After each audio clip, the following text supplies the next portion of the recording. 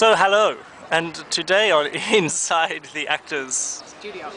Courtyard shopping centre, mixed residential and commercial space, we're talking to Carolyn Burns, writer, director, Sure. and co-producer of Co-director. hit musical, Hit musical. up and coming young play, writes play. This is going a little bit more drawn out than I usually do. This- Careers for Attractive Ladies. Thank you. I wrote it, I'm co-directing and co-producing this wonderful play. Wow, multi-talented, which is now showing at the Sydney Fringe Festival. Well, it's not now showing. Don't do that Soon because showing. I can't book it. So you really have to stay that way, yes. Press stop.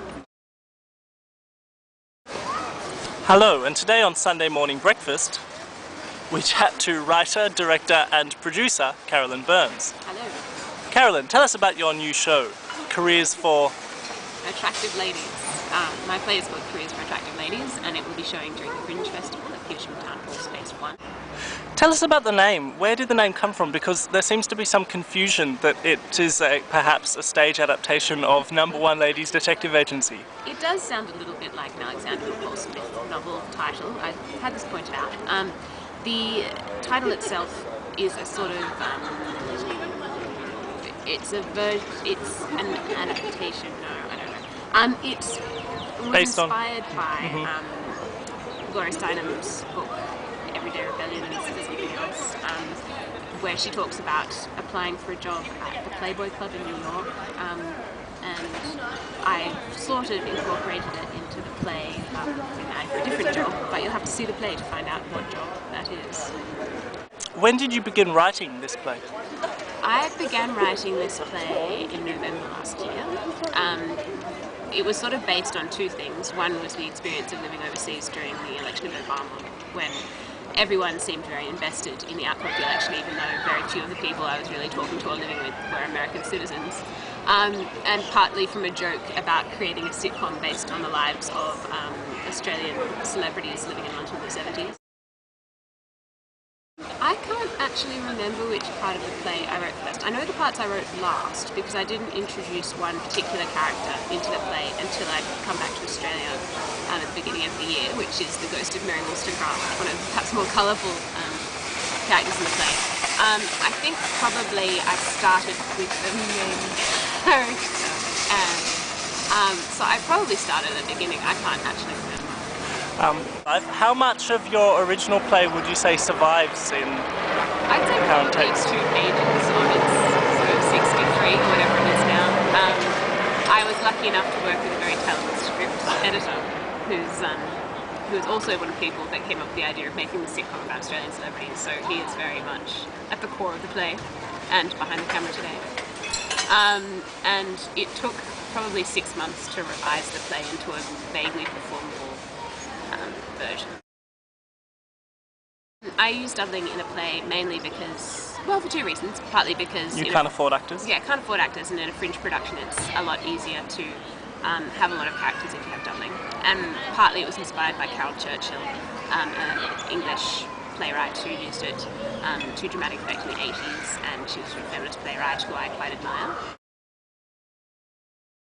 When looking at political progress, I guess I was picked the things which I found most shocking about the time that was really relatively recent, if you think about it. I don't see any direct parallels necessarily between the two, particularly as I think at the time different issues were a priority for the different groups.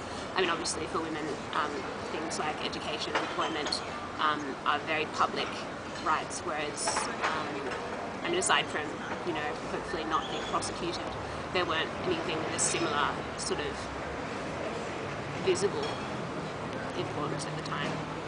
I don't know, that might not be right. When you interview people, do you a lot? No, I don't.